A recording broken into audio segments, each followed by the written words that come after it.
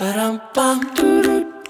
anak segede gini pede banget nih mau pindah ke sekolah Perancis pula, bukan sekolah internasional. Anak-anaknya tuh bisa wild banget. Habis itu kalau di kelas, udah ada guru, udah ada buku, itu different person.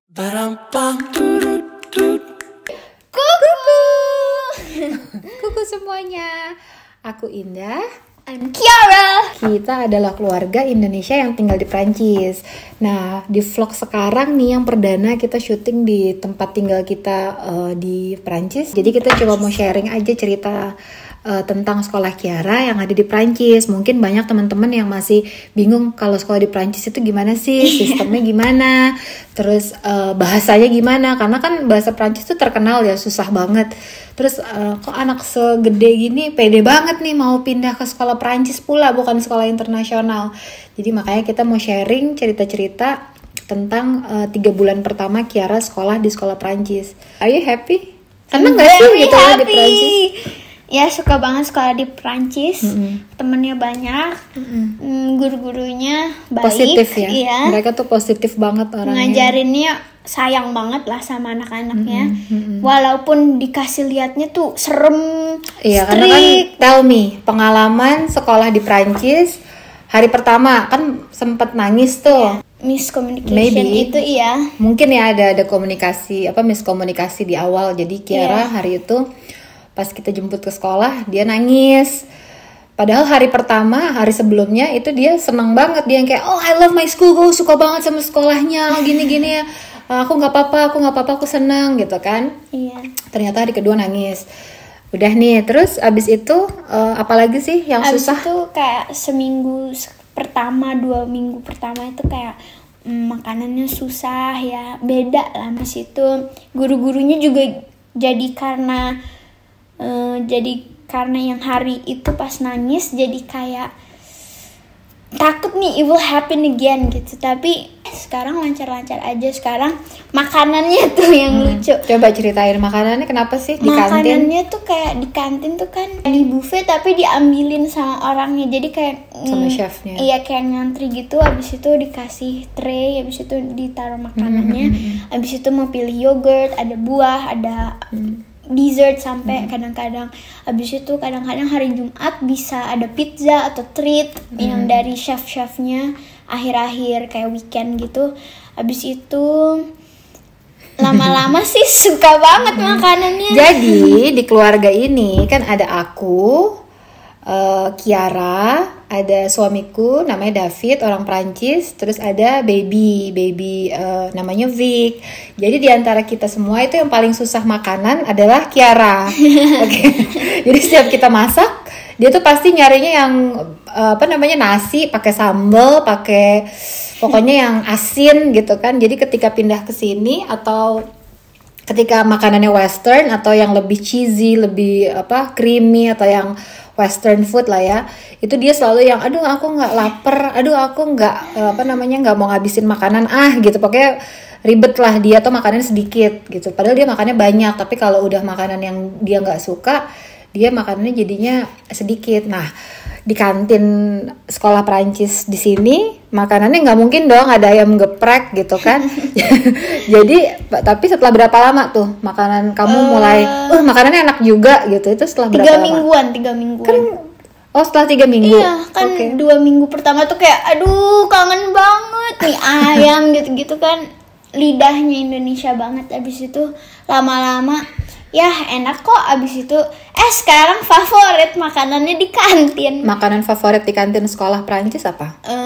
I would say ikan with chips. It's like kayak fish and chips gitu, with tartar sauce.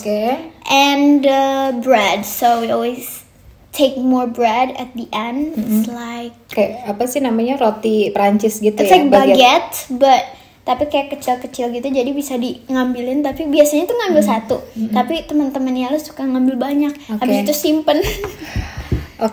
Jadi aku sekalian mau ngebahas soal tingkatan ya, namanya tingkatan sekolah di Prancis. Itu tuh beda kayak di Indonesia. Kalau di Indonesia itu mungkin ngikutinnya ke Amerika, jadi kelas 1 sampai kelas 12 SMA-nya. Tapi kalau di Prancis itu kebalikan. Dia kan SMP-nya 4. Sorry 3. Kalau di sini 4. Tapi SD-nya sampai 5 gitu kan. Kalau soal guru-gurunya gimana? Kan kalau Kiara dulu waktu di Bali, kita kan dulu tinggal di Bali. Itu Kiara sekolahnya di Montessori International School. Sekarang kalau misalnya di sini kan di Prancis Kiara masuknya ke sekolah public school. Nah gimana sih? Kan kamu nggak pernah di public school dari dulu kan National Plus, terus pindah ke International School, terus sekarang di Prancis tiba-tiba masuk public school. Kalau zaman aku kan zaman aku kan emang biasa ya. Zaman Momi itu dulu biasa anak-anak masuk sekolah negeri. Tapi kalau di Jakarta dulu ada sekolah negeri favorit, ada yang biasa aja. Nah kalau kamu gimana? Public school itu hampir semuanya yang ke public school, yang the rest itu mungkin ada yang ke internasional. Mungkin 1-2, nggak banyak karena mahal banget untuk masuk sekolah internasional di sini. Dan kebanyakan kayaknya orang keluarga gitu ya kalau pindah ke Prancis mereka mau integrate, jadi pasti otomatis masukin anaknya ke sekolah publik, sekolah umum gitu. Jadi supaya bisa langsung ngomong bahasa Prancis, supaya langsung berintegrasi gitu ke masyarakat. Kalau misalnya di sekolah Prancis, guru-gurunya gimana? Pasti kan penonton di Indonesia pengen tahu kalau sistem itu kan bisa dicari ya online. Jadi di sini tuh public schoolnya gurunya strict banget. Kalau di kelas atau lagi in the class but outside for example, habis itu kalau di library gitu-gitu mereka tuh strict karena ada rules. Tapi kalau di luar anak-anaknya tuh bisa wild banget. Habis itu kalau di kelas udah ada guru, udah ada buku, itu different person, silent, beda orangnya. Langsung jadi kayak respect gurunya, dengerin, nggak ada yang loncat sana loncat sini. Habis itu ngomongnya juga full of respect. Kalau misalnya bahasa gimana?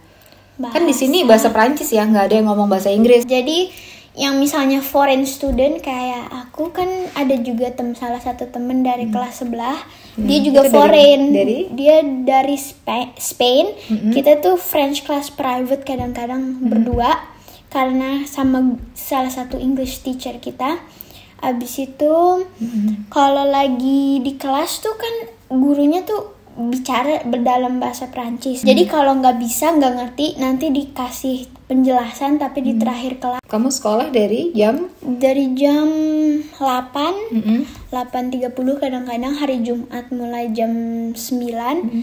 Abis itu sampai pulang jam 4:35. Jam 4:30. Jadi berapa jam tuh?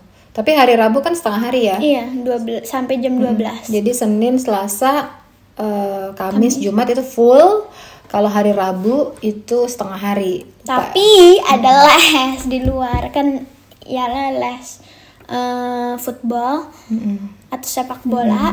Dan biasanya kalau main sepak bola itu bisa 2 jam 3 jam gitu. Jadi bisa ngabisin waktu di luar, abis itu kerjain PR, selesai, abis itu langsung tidur. Jadi nggak kayak holiday gitu. Kita kan baru pindah dari Bali ke Prancis. Jadi selama 1 tahun anak-anak di Indonesia mereka tidak pergi ke sekolah secara langsung tapi online. Jadi ketika kemarin kita pindah ke sini, Kiara itu langsung mulai sekolah. Ada kan kemarin waktu kamu baru masuk, jadi ada yang kena COVID kan? Suspeknya sendiri itu dia nggak pernah dikasih tahu siapa. Tapi udah sembuh dia langsung. Tiba-tiba hilang aja gitu. Tiba-tiba nggak ada ke sekolah, nggak datang ke sekolah. Jadi kalau misalnya udah ada satu yang ketahuan kena COVID, langsung nggak boleh datang ke sekolah. Terus baru-baru ini juga ada lagi yang kena COVID kan di kelas. Jadi pas baru kembali dari liburan Easter, tiba-tiba baru mulai sekolah berapa hari ya kalau nggak salah, tiba-tiba ada email dari sekolah itu ada yang kena COVID. Waduh, mereka dibatasin, ada kayak supervisornya yang setiap hari kan mereka ganti-ganti supervisornya. Jadi nggak boleh ke zone masing-masing. Jadi kalau kelas 1 contaminated dengan COVID, kelas yang lainnya itu nggak akan kena, jadi beda dibatasin. Jadi cuma satu kelas misalnya yang karantina gitu. Iya, jadi bisa dicontoh sih untuk sekolah di Indonesia untuk memulai nanti ya ketika mulai lagi sekolah dibuka gitu di Indonesia bisa dicontoh. Jadi nanti ada area itu tiap kelas itu nggak boleh campur mainnya. Jadi ada zona, misalnya ini zona untuk kelas 1A, ini zona untuk 1B gitu kan. Jadi nggak boleh digabung.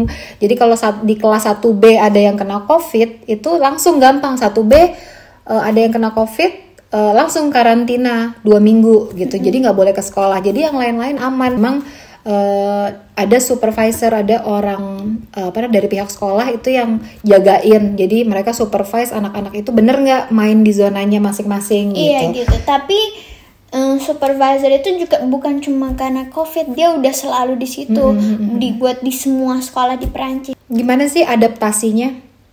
Kan kamu istilahnya dari sekolah private ya, sekolah swasta di Bali, internasional, terus pindah ke sekolah publik di Eropa gitu, di Perancis. 1 bulan pertama susah sih, iya susah.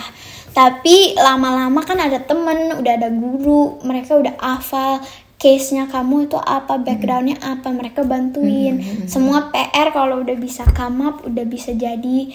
Habis itu bahasa lama-lama used to gitu, jadi nggak kayak wah bahasa baru nih, nggak, udah mulai kupingnya udah biasa dengerin bahasa itu, dan jadi nggak baru banget, nggak foreign lagi, nggak asing lagi gitu. Jadi segitu aja cerita hari ini ngomongin soal sekolah di Prancis.